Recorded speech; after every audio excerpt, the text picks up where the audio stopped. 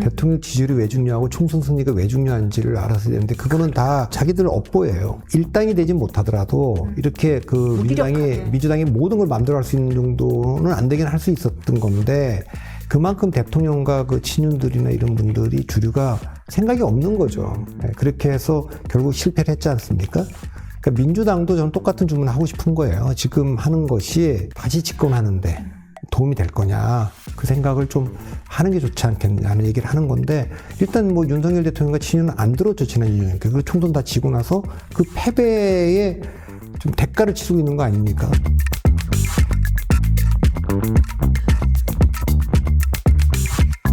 국회 본회의에 그 최재해 감사원장에 대한 탄핵 소추안을 보고하고 모레인 4일 표결 처리하기로 했습니다.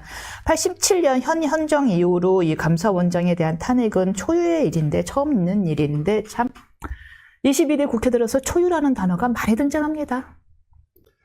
그러니까 탄핵이라는 게 뭐 법적으로 헌법에도 나와 있고 그렇지만 대통령 탄핵 카드를 꺼낸 이래로 좀 탄핵이 남발되고 인플레이션이 되고 중독된 것 같은 느낌이 들고 중독 인플레. 네. 그래서 지금 뭐 이 정부 들어서 장관 탄핵, 네. 검사 탄핵, 네. 방통위원장 탄핵, 그리고 이제 감사원장까지 다 처음 있는 일들이고요. 그리고 이제 뭐 예산안도 지금 단독 처리를 하는 거 아닙니까? 이렇게 되면 야당인 민주당은 전국 주도권이 우리한테 있다. 그러니까 완전히 뭐 공무원들도 그렇고 다 누구 눈치를 보겠습니까? 지금 대통령은 법안에 대한 거부권만 있지 실제로 지금 뭐 인사고 뭐고 다 우리가 지금 장악하고 있다. 이제 이런 걸 보여주는 거 아닙니까? 예산안도 사실은 여야가 합의가 안 되면 처리가 안 되면 정부안이 통과가 되는 거여서 그전에는 시간이 다가오면 야당이 좀 압박감을 더 느꼈어요. 근데 지금 뭐 의석을 압도적으로 갖고 있으니까 야당이 지금 뭐 맘대로 하고, 이런 상황에서 전임 감사원장들은 모두 다 하여튼 감사원의 정치적 중립, 독립, 이걸 때문에 탄핵하면 안 된다 이런 의견도 냈지만, 그 탄핵 사유도 보면 관저에 관한 감사가 제대로 안 됐다. 뭐 이런 정도 아닙니까? 그거 갖고 하는데 이게 이 탄핵을 이렇게 남발하고 하는 것이 장기적으로 봤을 때 민주당이 득이 될 건가? 저는 부정적으로 봅니다. 부정적으로 보시면 잠깐 사유 말씀하셨으니까요. 사유 얘기를 좀 짚어볼까요? 그 관저 이전 감사 문제를 미적거렸다라는 거, 증거를 자료를 미제출했다라는 거, 그리고 지난 문재인 정권에서의 서해 피살 사건 등에 대해서 감사를 진행해 왔다라는 거, 그리고 독립성을 스스로 부정하는 말을 했다라는 것 등인데 이것이 물론 이제 야당의 주장은 이겁니다. 헌법에 규정되어 있는 국회의 권리다. 헌법이나 법률 위반 시에는 탄핵을 할 수 있도록 되어 있느냐. 우리는 대통령실이 제2 요구권을 행사하듯 권리라 하듯 우리 역시 탄핵을 발의할 수 있는 것이 탄핵 소추할 수 있는 것이 우리의 권리다. 권리 행사가 무엇이 문제냐라는 입장인데 이 헌법이나 법률 위반에 해당한다고 보시는지요? 아니, 그러니까 그거는 헌법상 권리죠, 다. 뭐 법적으로 안 되는 걸 하겠습니까? 법적으로 될 수 있으니까 하는 거죠. 근데, 레비츠키하고 지블렛이 쓴 어떻게 민주주의가 무너지는가, 그리고 어떻게 극단적 소수가 다수를 지배하는가, 그 책에서 요지가 뭡니까? 헌법에 보장된, 법률에 보장된 권리, 대통령 탄핵, 또 거부권. 거부권도 지금 대통령이 다 헌법상 보장된 권리를 행사하고 있는 거 아닙니까? 근데 헌법에 보장된 탄핵과 거부권 남용이 왜 민주주의를 무너뜨리는가? 그 두 책이 그걸 쓴 거 아닙니까? 이제 그리고 반대로 말하면 법에 있는 거니까 지난번에도 뭐 상임위 배분할 때도 법대로 합시다. 표결대로. 그렇게 해서 이제 법사위도 가져갔잖아요. 근데 실제로는요. 이 법치라는 게 제일 밑바닥에 있으면 그 위에 정치가 있는 거, 정치는 상호 간용이고 자기 힘에 대한 절제고, 그게 이제 아까 어떻게 민주주의는 무너지는가 해서 썼던 거죠. 간용과 절제고. 사실 미국에 이번에 트럼프 대통령이 당선되고 나서 법원도 이제 또 검찰도 다 기소를 다 처리하고 이렇게 된 것은 법에 그렇게 돼 있는 게 아니라 관례죠, 관례. 관행이고. 그것이 정치고 이 법보다 위에 있는 거죠. 그러니까 사실은 지금 한국 정치가 망가졌다고 하는 거는 그 법조항이 헌법에 보장된 권리다. 법률에 보장된 권리다. 심지어는 없으면 시행령 어딘가에 있다. 먼지 이렇게 막 쌓여있는 거 털어갖고. 그러니까 특히 탄핵 같은 거는 우리가 정말 함부로 할 게 아닌데 탄핵을 뭐 대통령 탄핵을 하고 난 뒤부터는 그냥 걸핏하면 지금 탄핵을 꺼내는 거 아닙니까? 그게 제가 보기에 과연 국민 다수로부터 지지를 받을 거냐 장기적으로 봤을 때 저는 부정적으로 봅니다. 그래서 아까 말한 대로 법에 있는 것 지금 대통령이 하는 거부권 행사도 다 법대로 하는 거예요. 그리고 뭐 청문회 제도에서 부적격 판정을 해도 장관 그냥 임명하는 거 뭐 법에 그렇게 하게 돼 있으니까 하는 거죠. 근데 그렇게 되면서 정치가 망가지고 있고 민주주의가 무너지고 있으니까 그 뭐 법적 권리다라고 얘기하는 건 의미가 없죠. 민주주의는 그걸로 유지되는 게 아니니까. 제가 대표님 말씀을 이제 정치대학 저희가 쭉 강의를 거의 6개월 넘게 제가 듣고 있지 않습니까? 말씀을 들으니까 그 생각이 드네요. 법적으로 하는데 뭐가 문제냐? 민주주의는 상대를 인정해줘야 되는 건데 이 법이라고 주장하는 이 사람들의 무기는 상대를 부정하는 무기더라고요. 탄핵으로서 상대를 부정하고 제2요구로서 끊임없이 입법권을 부정하고 지금 말씀하신 상호 관용, 이런 거는 상대에 대한 인정을 전제로 하고 있는 것 같아요.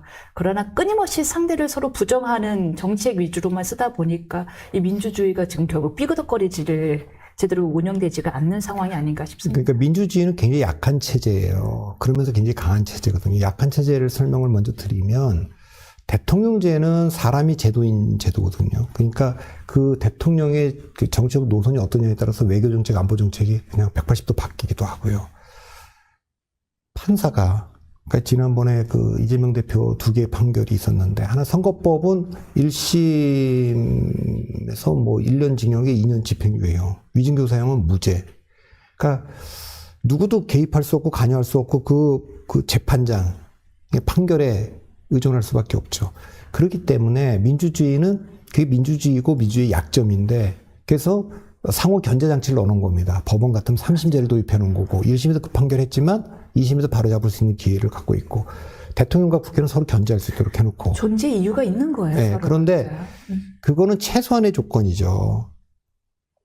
제가 옛날에 미국의 필라델피아에 있는 헌법센터를 갔었는데 미국의 헌법센터에서 필라델피아가 초대 수도잖아요. 그리고 이제 워싱턴으로 옮길 때 그 건물 하나 짓는 높이부터 모든 상호 견제를 어떻게 할 거냐를 고민한 거예요. 계속. 그걸 가장 고민을 많이 했다고 하는데 우리도 마찬가지죠. 그러니까 의회 권력과 대통령 권력과 이 법원의 권력을 어떻게 서로 견제하게 할 거냐. 그러면서 서로 존재하게 할 것이냐. 예, 그렇게 하는데 이게 중요한 건 그 법이나 제도가 못 채우고 있는 게 있어요. 아주 사이사이에 있는 거는 상호 관용, 상대방을 이용하고 절제. 내가 예를 들면은 거부권 행사할 수 있는 힘이 있지만 국회를 존중해서 안 한다거나 국회가 뭐 예를 들어서 법안을 통과시켰어. 나는 마음에 들지 않지만 받아들일 수도 있고 장관에 대해서 이 사람이 적임자라고 내가 청문회 보냈는데 부적격 판정을 받았어. 그러면 다른 분 할 수도 있는 거죠. 반대로 대통령에 대해서 야당도 존중을 하고 우리가 좀 부적격이라고 보지만 좀 존중해서 또 통과도 좀 시켜주고 이런 게 있는 거죠. 그때 상임위 배분도 딱 그렇게 해서 우리가 만들어 놓은 관행이고 관례인데 그걸 다 깬 거 아닙니까? 그리고 대통령이 예를 들면은 시정연설에 간다. 국회 교역이 간다. 이런 거는 법에 못 박지 않아도 그래도 그거는 만들어 놓은 거죠, 우리가 관행으로.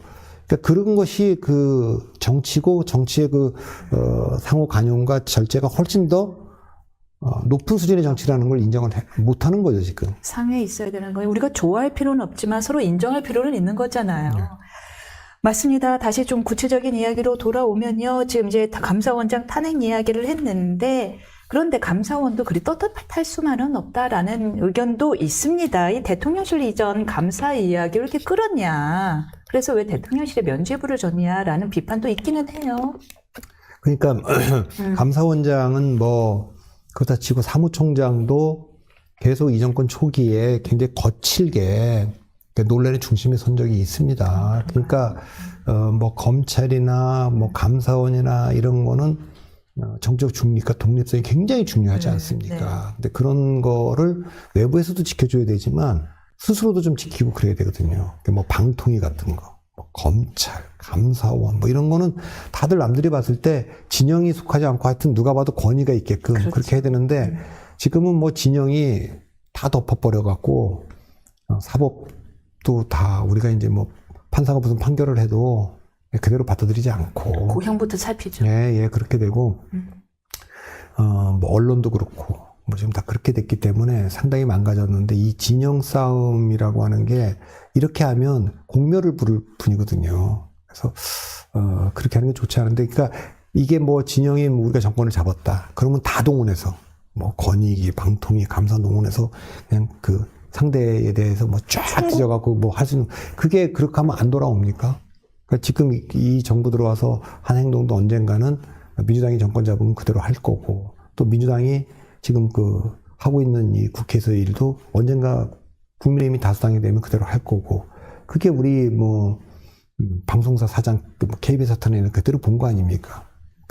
그대로 했던 걸 그대로 돌려받는 거고 이런 거니까 그대로가 아닌 것 같아요. 항상 조금씩 얹어서 돌아오는 것 같아요. 그러니까 그거는 이건 언젠가 내가 그대로 나도 당할 수 있다 이렇게 생각을 하고 그게 이제 상호 이해를 하는 거죠. 예. 그런 게 좀 있으면 좋겠는데 뭐 지금 당분간은 뭐 이게 계속 갈 것 같아요. 적어도 언제까지 갈 거냐라고 할 때 하여튼 이 정부 내에서는 이게 뭐 끝나지 않을 것 같습니다. 이 정부 내에서는 끝나지 않을 것이다. 예, 안 끝날 것 같아요. 뭐, 예컨대, 야당이 총공세를 펼치는 이유가 우리가 이제 흔히들 이제 이재명 대표의 사법 리스크 때문에 더 총공세를 펼친다고들 이야기를 하잖아요. 이재명 대표의 사법 리스크가 어떤 식으로든 결론에 이르러도 계속해서 이런 총공세가, 이런 탄핵이, 네버엔딩 탄핵이 이루어질 것이다. 예, 전 그렇다고 봅니다. 그거는 이제 어디서 되냐 구조적으로 대통령도 국민이 뽑고 국회도 국민이 뽑는데 압도적으로 국회를 지배하는 게 지금 민주당이지 않습니까? 그렇죠. 그러니까 이재명 대표가 뭐 2심에서 어떤 형을 받더라도 또 대법원에서 어떤 형을 받더라도 뭐 일부 보궐선거는 있겠지만 지금 개혁신당 빼고도 189석을 지금 갖고 있는 상황이 뭐 크게 변동될 가능성은 없어요. 다음 총선 때까지는. 18년. 예, 그러니까 그 상황이고 대통령도 지금 뭐 탄핵되지 않는 한 또 임기 단축 뭐 개헌이라든가 하야같이 헌정이 중단되는 일이 없다면 2년 반의 임기가 남아 있는 거니까 그 상황에서는 비토크라시 서로 거부하는 정치가 뭐 변할 것 같지가 않습니다. 그렇군요. 다시 잠깐 감사원 탄핵 이야기가 나오면요, 좀 탄핵안이 가결되면 최원장 이제 직무가 정지되잖아요. 그래서 직무가 정지되면 그 권한 대행할 분들이 문 전 대통령이 임명한 분들이 될 텐데 좀 그렇다면 어떤 부분들이 우려가 될까요? 글쎄 뭐 그거는 이제 그럼 감사원장이 직무가 이제 중지가 되면 감사위원 중에 우선순위로 할 텐데 지금 임기가 내년 11월까지라고 뭐 지금 그렇게 원장님 돼서 이제 그 조은석 감사위원 얘기도 나오는데 그것이 지금 감사원이 저는 뭐 국정원이나 감사원이나 이런 것이 정치적인 사건의 진영에 너무 뉴스의 중심에 서는 거는 좋지 않다. 이미 그건 조금 정치적 중립이나 그 독립성을 해친다. 그런 면에서 뭐 조금 감사원도 내부적으로 보면 좀 반성할 점이 있다고 저는 봅니다. 물론 그렇다고 해서 이 감사원을 이렇게 탄핵을 하면 첫 번째 탄핵이 어렵지 그 다음에 또 쉽거든요. 대통령 탄핵이 또 이렇게 하니까 자꾸만 쉽게들 얘기하는 것 같은데 검사 탄핵도 마찬가지고 이게 그 쉬운 얘기가 아니거든요. 탄핵이라고 하는 게. 그러니까 저는 민주당이 이 민주주의 힘을 갖고 있는 거를 절제를 못하고 그냥 막 그 완력을 행사하는 거. 이거는 언젠가는 그대로 이게 대가를 치르게 돼 있기 때문에 좋지 않아 보이는데 멈출 것 같지가 않아요. 정말 대표님께 어려운 질문 여쭤볼게요. 왜 안 멈출까요? 이건 멈춰야 된다. 분명히 부메랑으로 아니 더 무겁게 카운터 펀치로 돌아온다라고 말해주는 사람이 없어요? 뭐 그거는 좀 봐야 되겠는데 심리적인 그 기저에 근원적인 것이 한국의 보수는 이미 정치적인 힘을 많이 상실해서 더 이상 주류가 아니고, 그런데도 여전히 자기들이 힘을 행사할 수 있는 주류에 있다고 착각하는 것 같고, 반대로 민주당은 이미 주류가 됐는데, 정권도 여러 번 잡아봤고, 그 다음에 의석도 지금 압도적으로 갖고 있는데도 여전히 그 비주류 의식을 못 버리고 있는 것 같아요. 약간 그거는 80년대 그 민주화 운동할 때 갖고 있던 어떤 그 시민단체 운동. 체제에 대한 어떤 그 전복성, 혁명성, 그 다음에 과격성. 이거를 기득권이다 이렇게 보는.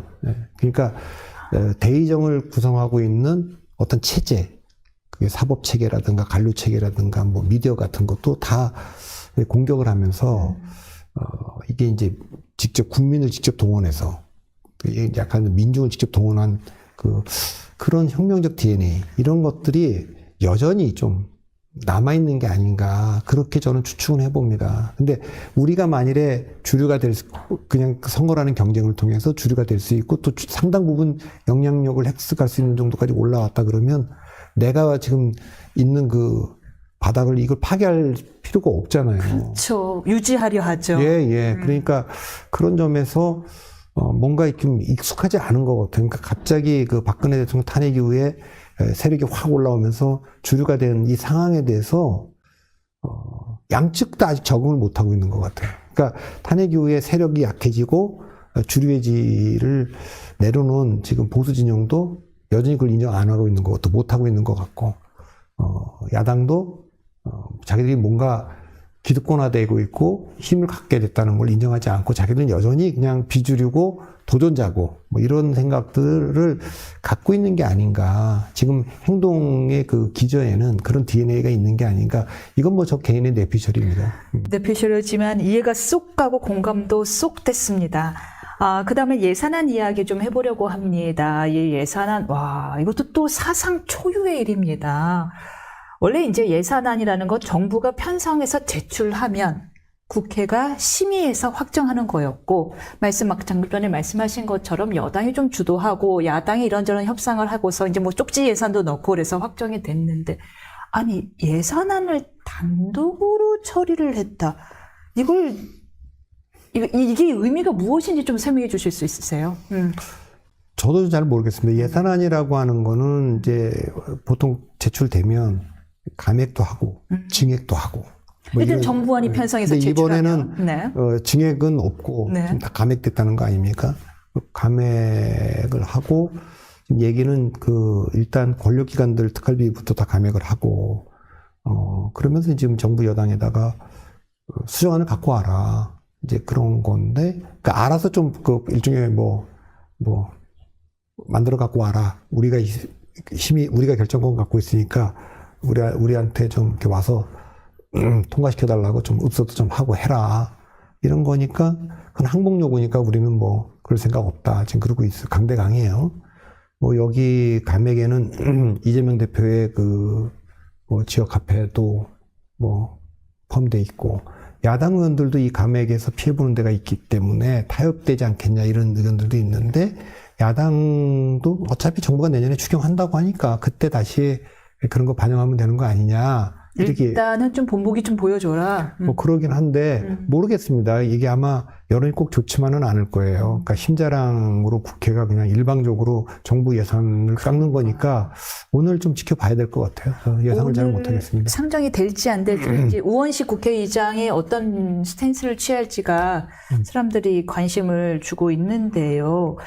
이 예산안이라는 것은 일단 내년 한 4조 정도가 줄였단 말이에요. 그런데 이 예산안을 줄인 항목들이 또 이제 화제가 되는 거예요. 너무 노골적인 거 아니냐라는 거죠. 일단은 가장 크게 줄인 것이 대통령 감찰 특활비를 많이 줄인 거에 대해서 이거 너무 사심이 들어간 복수 아니냐 이런 비판이 있습니다. 그러니까 이제 그거는 지난번에도 검찰 특활비도 줄이면서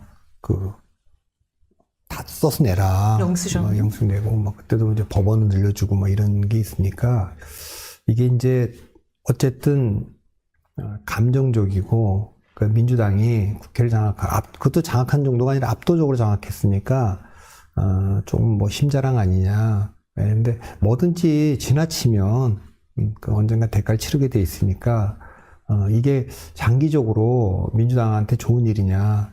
그 제가 거듭 말씀드리지만 다음 대통령 선거 때 그럼 이 압도적 의석을 갖고 있는 민주당이 대통령까지 갖고 함께 가게 해줄 거냐. 그런 걸 생각하면 책임 있는 그 국회 지배정당으로서 조금 소수정당인 그 여당 하고 좀 협상도 좀 하고 상임 배분도 그렇게 하는 게 좋지 않겠냐. 근데 그럴 생각이 없는 것 같아요. 이건 힘으로 제압을 해서. 그런데 그 민주당도 알아야 될 겁니다. 국민들이 정말 과연 그 압도적 의석을 갖고 있는 민주당에다 대통령까지 얹어줄 건지, 그건 뭐 할 수 있는 거 만들어 할 수 있거든요. 그러니까 그 대통령의 말이 그냥 그 다음에 그냥 바로 그냥 법인 거죠. 이제 그렇게 왕정으로 돌아가는 건데 그런 거에 대한 우려가 좀 있을 것 같은데 저는 근데 그거 전략적으로 옳은 거냐 그러는데 거침없이 가니까 뭐 이게 중단이 가야 될까. 내부에서도 이거 이렇게 가면 안 된다는 목소리도 별로 없어 보이고. 저는 이 탄핵 문제보다 이 예산안 단독 처리 문제가 저는 개인적으로 더 매우 화가 났어요. 탄핵 문제는 약간 여야 간의 힘싸움으로 보이는 거예요. 뭐 직무 정지되면 누군가가 권한 대행을 하든지 아니면 자진 사퇴한 다음에 또 누군가를 임명하든지 하겠지요.